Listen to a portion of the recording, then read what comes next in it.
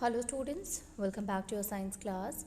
So students, in the previous class we had completed with the chapter that is magnetic effect of electric current, and today we will going to start with a new chapter, and that is periodic classification of elements.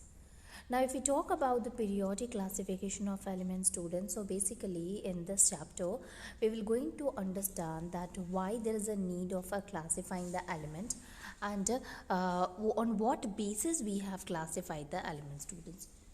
So basically elements are classified because you see that there are 119 elements are there. Obviously, if anyone asks this question that why there is a need of a classification, so basically we will say that in order to identify anything and in order to understand the property well, it is quite important to classify the substances, classify the material, right? So it is important to classify the elements because there are a lot of elements and it is quite difficult to understand the properties of each and every element. So that is why it is really important to classify the element according to their properties. Now see, there are written as 118 elements, and out of that there are some of the elements which occur naturally and there are elements which do not occur naturally. Okay, so out of that 118 there are 94 elements are there which basically occur naturally, while other are there which do not occur naturally. Okay, so some of the elements were there which were discovered, and scientists they are gathering more and more information regarding the properties of these elements, and it was quite difficult to organize all the about that of the element, the pattern, the property, and on the basis of that we have classified the element periodically. Now let us try to understand that what are the different attempts at the classification of elements. Basically, if suppose you see here, student, if suppose you will go to any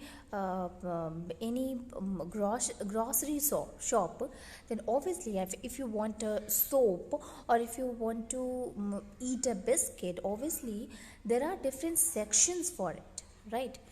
For soap is all the soaps are kept together, and even there also you will find that the different kind of soaps are there from different brand, from different company, and they are kept at there. Obviously there is a soap section, and there also the division or classification of the different soaps has occurred, so that the customer, whoever is coming, can easily identify and take that the particular specific soap that they want.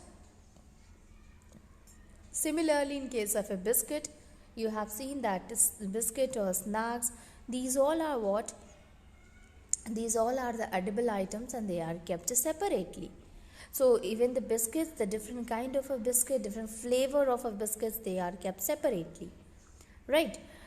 So among the soaps, obviously there are bathing soaps, there are washing soaps, and these are also kept at different places. They are also kept, they are stacked separately, right? So obviously why is it so? It will, what will happen is, suppose the soap, biscuit, and other grocery items are kept at same place or together, so obviously it will be quite difficult for us to identify or to find out the properties of the different kind of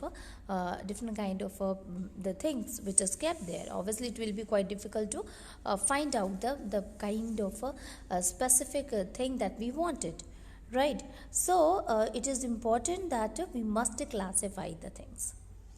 Now what are the different attempts which we must take in order to classify? Obviously the elements are of a different property. There are elements which we said that they are metals, and there are elements which we call them as a non-metals, right? Metals, they are generally having their own property. Non-metals, they differ from the metals on the basis of their property itself. Obviously all of them, they differ from each other on the basis of their properties.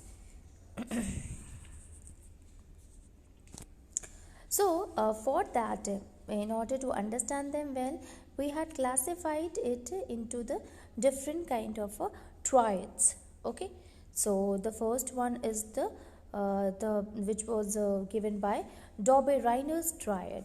Dobereiner, uh, he was what? He was a German chemist, and his name was Johann Wolfgang Dobereiner, and he tried to arrange the elements, and arrangement is done so that the element which he is arranging will consisting of a similar properties. So he arranged the element into groups, and then he identifies some of the groups uh, which is having three elements each. So he called these as a triads, right? So three elements are there, and three elements are arranged according to their properties, and he called these groups as a triads. Okay, Dobereiner, he shows that when the three elements in the triad, they were kept in an increasing atomic masses, the middle element, the atomic mass of the middle will becomes as an average atomic mass of the other two elements. So he has arranged the different three elements in their increasing atomic mass, and he find out that the middle element average atomic mass, roughly at average atomic mass, it was similar. It was equals to it was equals to that of the average atomic mass. It was equals to the atomic mass of that middle element. Like if we talk about the lithium and sodium and potassium. So lithium, potassium and sodium, when they are kept in a triad, then we will find out. Now see here, the atomic mass of the lithium is what? That is 6.9. Atomic mass of the sodium is 23, and that of a potassium is 39. So obviously when we will going to add 6.9 plus 39 divided by 2. Okay, so when you look at here, lithium, sodium and potassium is there.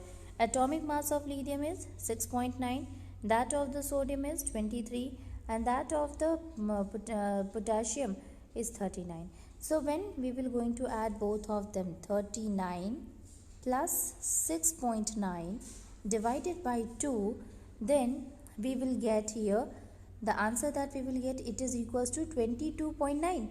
And this 22.9 is equals to what? It is roughly approximately to that of the sodium value, that is 23. Okay, so we can say here that the other three is what? It is actually the other two is actually giving the roughly atomic mass of the middle one. Now let us see here. There are some of the triads which was arranged by Dobereiner. Now let us find out what will be the answer here. Now see here, in this one, calcium, strontium and barium is given. So as you can see here, students, calcium, barium and strontium. Calcium atomic mass is 40.1. Then strontium is 87.6, and that of the barium is 137.3. Obviously when we will going to add the 40 to that of the 137,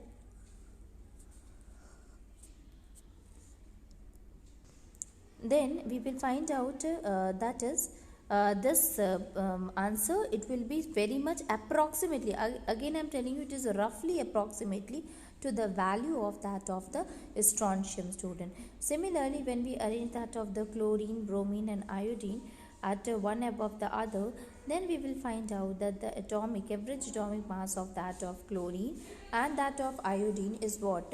It is very much equals to the, it is what? Very much equals to that of the bromine. So atomic mass of the bromine, atomic mass of that of the bromine. Now you can see here that chlorine is 35.5, iodine is 126.9, 126.9. So when we take the average atomic mass of that of the chlorine and iodine, we will get the value of that of the bromine here. Okay, so these two value, average atomic mass of these two will gives us the value. So this is how the Dobereiner, he has arranged all the three all the elements into the 3, and then he find out that most of the time he found that the average atomic mass of the first 2 will gives the atomic mass of the middle one. Okay. So it was the Dobereiner triad who has given this, and okay. But this was discarded because Dobereiner, see, this is only for few elements. It is not possible for with all the different types of element in that we can arrange them into 3 groups, and then we will be able to classify them according to their property. And it is because of that this experiment or this law which was given by Dobereiner, it was discarded. Now later on it was Newland who worked on the classification of the different elements. He also classified, means after the attempt of Dobereiner, lot of the chemists got encouraged, and then it was Newland. As you can see here, the name is John Newland. John Newland, he was an English scientist, English chemist. He arranged the then known element in order of the increasing atomic masses, and then he started with the element which is having the lowest atomic masses. Obviously he has arranged the different kind of element according to their different atomic masses, and then he ended it at thorium, which was at the 56th element. So obviously at that time you can say it was only 56th element who was discovered. And what he has done, why the name is here Newland's law, why the name is given as a Newland's law of octave, students? So basically the name is given as a Newland's law of octaves because it was he has arranged it into a 8 element. Now you can see here he found that every 8 element has property. He find out that every 8 element has property similar to that of the first. So basically he find out that the first one is what? It is similar to that of the 8th one. He compared this to the octaves which is found in music, and he called it law of octaves. So basically he compared it into the law of octaves, and this is known as the Newland's law of octaves. Okay, this is called as the Newland's law of octaves. Why? Because it was given by the Newland itself. Okay. Now you can see here, students, in Newland's octaves, as you can see, which was found that suppose the property of the lithium is there. So property of the lithium and that of the sodium, which was the 8th one to that of the lithium, was found out as the same. Okay, so lithium and the 8th element from that of the lithium. Suppose lithium is the first one and 8th will be the sodium. So sodium was what? It was find out that the properties of the sodium is what? That was similar to that of the lithium property. Similarly, now so you can see here it is written that sodium is what? It is the 8th element after that of the lithium. Similarly, if we talk about the beryllium and magnesium, so beryllium and magnesium, they resemble each other. How they resemble each other? Obviously, if the beryllium is considered to be the first one, magnesium is what? That will be the 8th element. Okay. Now you can see here, this is the Newland's octaves. As you can see here in this Newland's octave, students, see why it is also called as a musical. It is actually classified on the basis of the musical note. Why we are calling it? As you can say here that it is like if you see here in that of the Hindi, we called it as sa re ga ma pa dha ni, and again it will come back to the same one, that is sa. So you can see here, if this is 1, this is 2, this is 3, this is 4, this is 5, this is 6, this is 7, then again the 8th one will comes to the 1 only. So obviously it will be what? It is similar. The first one is similar to that of the 8th one. Again at the 8th note we will call the sa only, and that is why we will say that the 8th element so shows the same kind of the property. Okay, so if you will look at here, in this one, the first one is the helium, second one lithium, then beryllium, boron, carbon, nitrogen, oxygen, fluorine, sodium. Now see here, if suppose we will take the lithium as the first one. This is the first one. So this is 1, this is 2, this is 3, this is 4, this is 5, this is 6, this is 7, and again this is 8th one. So obviously the lithium and that of the sodium. Lithium is the first one, so sodium is the 8th one. So obviously the 8th will be what? The property which is shown by the 8th element is similar to that of the first one here. Okay, so lithium and sodium will going to show the same kind of a property. Okay, both of them will show the same kind of a property here. Similarly, if we take here that of the beryllium as a 1. So beryllium is 1, boron will be 2, then carbon will be 3.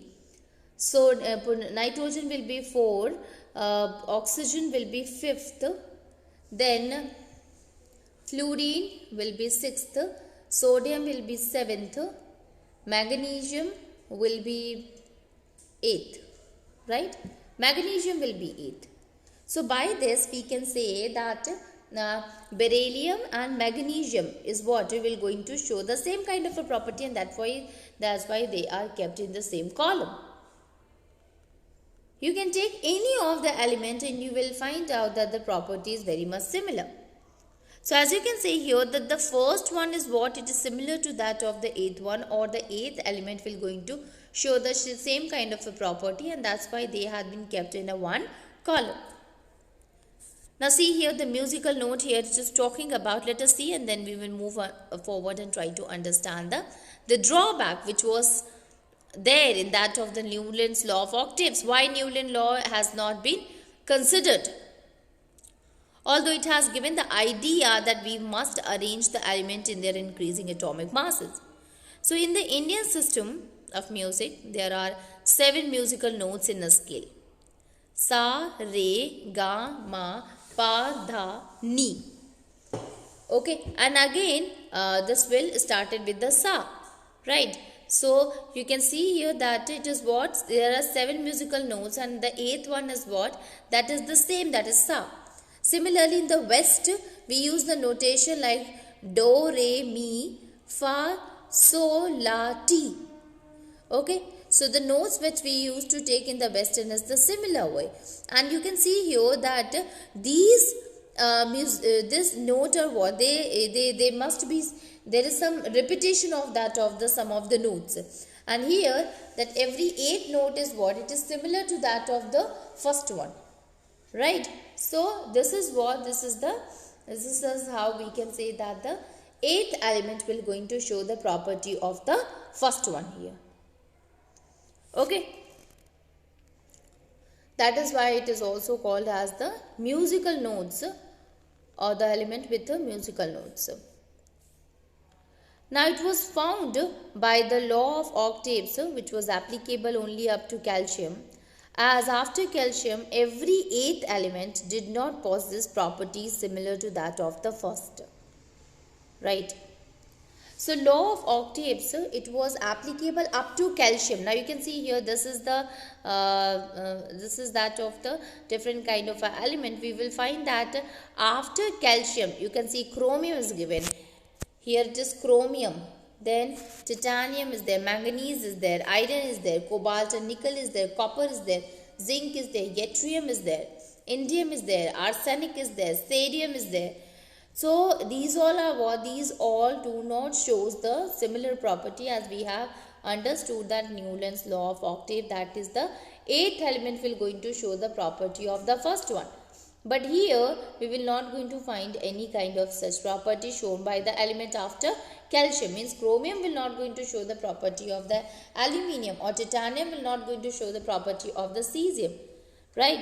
So we can say here that after calcium, it will not going to follow this law of octaves. This law of octaves will be there up to calcium only. Remember that, student, there the noble gases was not discovered till that. Okay, so up to calcium. It was up to calcium. Then we will try to understand that is the what are the different drawbacks which was explained by that of the Newland's law of octaves. So Newland law of octave was what? First one we have seen that it was not applicable up to after that of the calcium. It will be applicable up to the calcium only. Then similarly the second one, that it was assumed by Newland that only 56 element existed in nature and no more element would be discovered in the future. So Newland, which is having only the 56 element basically which exist in the nature. So at that time not more element were discovered, only 56 element were discovered till that. So obviously the Newland was not able to know the property of each and every of that of the element which can fit in his law which he has discovered for the different kind of elements itself. And obviously in order to fit the element, Newland adjusted two elements in the same slot but also some unlike element under the same node. Note that the cobalt and nickel are the same slot and these are placed in the same column as fluorine, chlorine and bromine, which has a totally different property than the element. As you can see here in the picture itself, students, where is the cobalt and nickel? You will say that it is kept just below to that of the chlorine, and which is wrong one. Because that of the fluorine, chlorine and bromine, they will not going to show, they shows the entirely different property than that of the cobalt and nickel. Similarly, if we talk about that of the iron, so iron will going to show the property related to cobalt, related to that of the nickel, as well as to that of the copper also. Right? While zinc is also there and yttrium is also there. Indium is also there. So zinc, yttrium, indium, arsenic, these all are what these used to show the property of that of the cobalt and nickel. Iron used to manganese, titanium, chromium, they used to show the property of the cobalt and nickel. But you can see here that they has been kept far away from each other. While two elements, that is cobalt and nickel, are kept on the same slot. Okay. So this is how we can say that why the Newland's octave was discarded, why the Newland law of octave was not taken. These are the important ones, student. You must know the drawback because the question which is related to drawback must come here. Okay. Okay, so it was given by the Newland's law of octaves. So this is the next one. Here one more thing is there, students, that when there was a discovery of that of the noble gases, at that time this octave was totally become irrelevant. Why is it so? Because we said that according to Newland, it was the 8th element which used to show the property of the first one. Obviously when the noble gases was discovered, at that time it was become the 9th one, not the 8th one, because there was a one row for that of the noble gases. And after the discovery, it was not that of the 8th one which used to show the property of the first one. Okay. Now see here which was given by, see there are some questions, students. Let us discuss that one. The first one, did Dobereiner triad also existed in the column of Newland octave? Compare and find out. So Dobereiner triad, obviously it will not going to exist in the column of a Newland's octave. Yeah, in some respect it occur because the property which the way that they both have explained that was not taken after the discovery, further discovery. What were the limitation of the Dobereiner classification? First of all, it is not applicable for each and every type of element, and due to which the property of each of the element can be seen, and it will give the result that it will give. It is also a roughly result or roughly number of that of the first one, of the middle one. Okay, so obviously this is the limitation. What were the limitation of the Newton's law of octave? There are lots, student. All the three are the Newton's law of octave limitation, in which after calcium, it will not work. After discovery of noble gases, it become irrelevant. Only 56 elements were there, so property of them did not fit into the law of octaves, and some of them are kept in the same slot, and some of them are with the same property are kept separately. Okay.